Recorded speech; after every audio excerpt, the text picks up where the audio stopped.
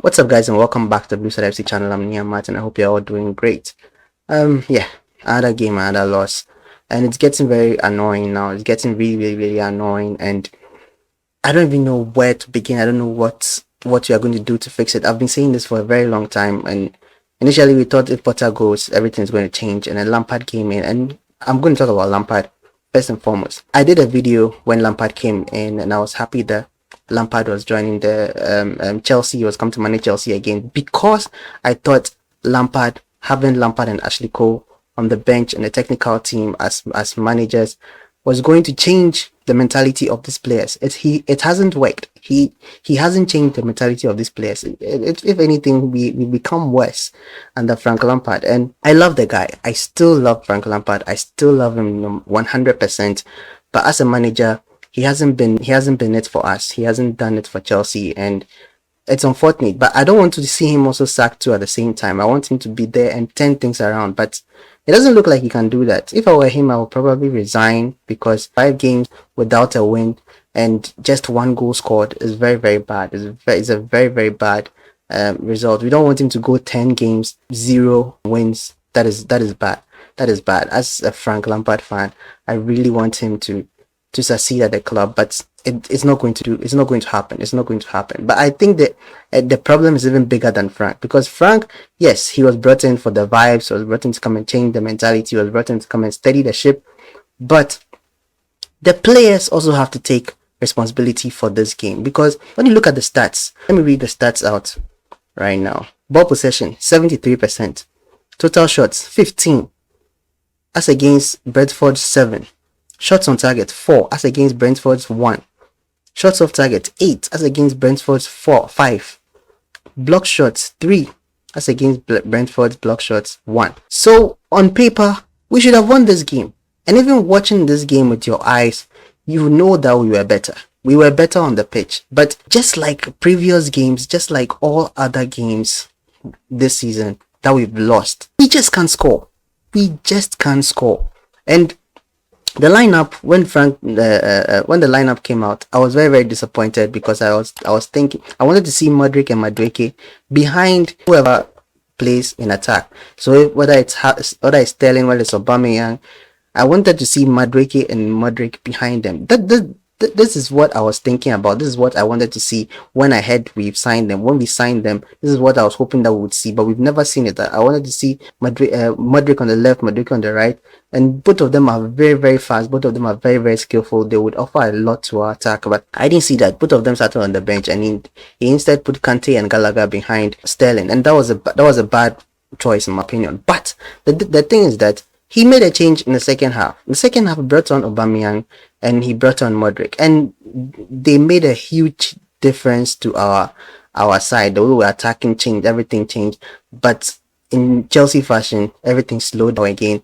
The moment Brentford started putting 2-3 players around Aubameyang, everything ceased. We couldn't do anything again. They did the same thing too for Modric. Anytime Modric gets the ball, they put more players on him, and nothing could happen again. And that was a very good play from their manager, Thomas Frank. He was able to read the game very well. He was able to see where it was his players were faltering at, and he executed it very well. He made plans to fix that. And like I said, when they put more defenders around Aubameyang and Modric, it just killed our defense, and it became like the first half again. And it's very disappointing. And unfortunately, we don't have that in Frank. We don't have what Thomas Frank did for Brentford. We don't have that in Frank Lampard. Frank Lampard isn't the kind of manager to sit down and see tactics and then be able to do on-field changes, and then all of a sudden we are scoring again. I've not seen him do that this season. I didn't see him do that really in the second part of his Everton career. Maybe in the first part he was doing very well. Even when he was at Chelsea,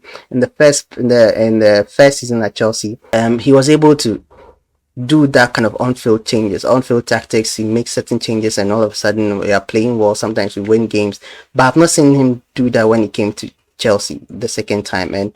And Thomas Frank did that. Thomas Frank is clearly a better coach, and Thomas Frank has this habit of beating us anytime they meet us. I think he has beat us with Brentford. Like, this is probably the 3rd time he has beat us with Brentford, and I don't know why. I don't know. He's got our number. He just knows how to play Chelsea. Simple as that. He knows how to play Chelsea.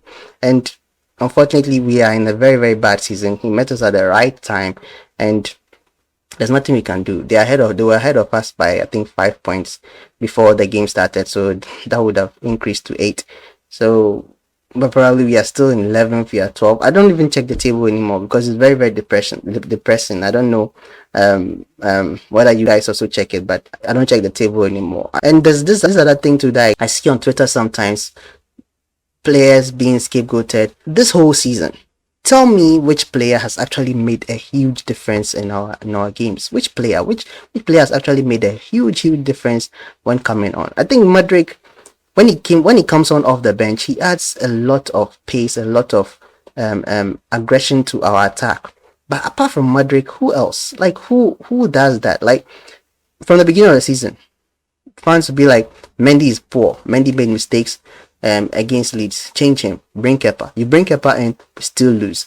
Koulibaly is poor. Change Koulibaly. Put him on the bench. You change Koulibaly, bring somebody else, we still lose. Mount is poor.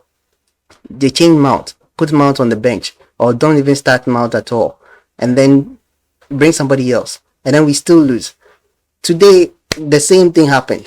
He didn't start attackers. Like I said earlier, he didn't start with Madrid and Madueke. Madrid comes on, we still lose. So I don't know. I feel like there's a bigger problem at Chelsea. There's a much bigger problem at Chelsea. There's something that is not motivating these players. The culture at Chelsea has really changed. I don't blame Drogba for saying that he doesn't recognize his club, and it's true. None of us do. None of us recognize this club because it feels like the culture has been taken out. And I blame Boli. I really blame Boli and his crew. When they came in, they just took everybody out and they brought in their own people. They didn't even learn the culture. They didn't even learn what it means to be at Chelsea. They didn't even learn Chelsea's history before they even sack people out. Like, you should see how things are managed. You see how things are run. You should see what makes Chelsea Chelsea before you even get these people out. But he just came in and took these people out, changed the board, changed long-serving staff members, and you just took the culture out of our club. And it just feels like these players that are here, they are paid to play. They are not there.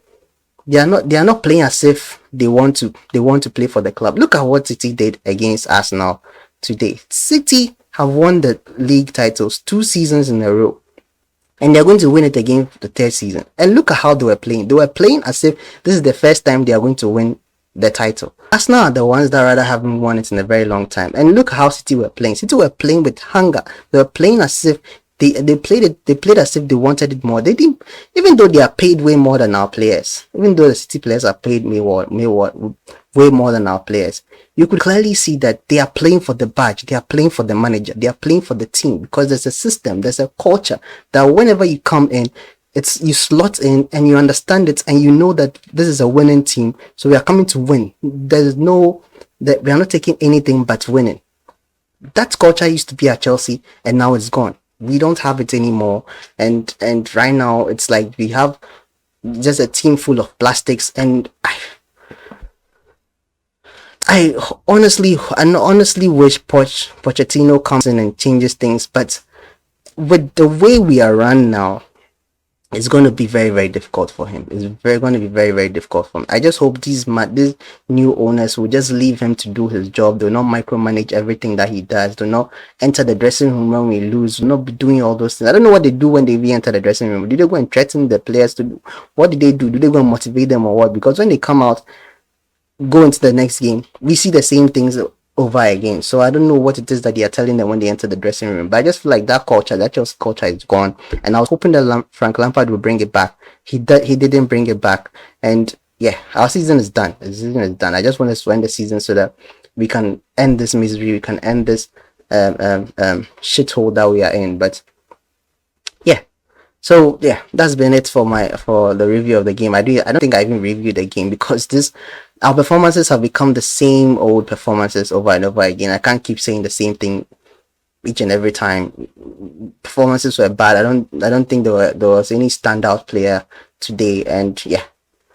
So yeah, that's been it from me. Let me know what you think about this game. Kindly subscribe if you haven't subscribed yet. If you like my content too, please give this video a like, and I'll see you guys in the next one. So until then, stay safe.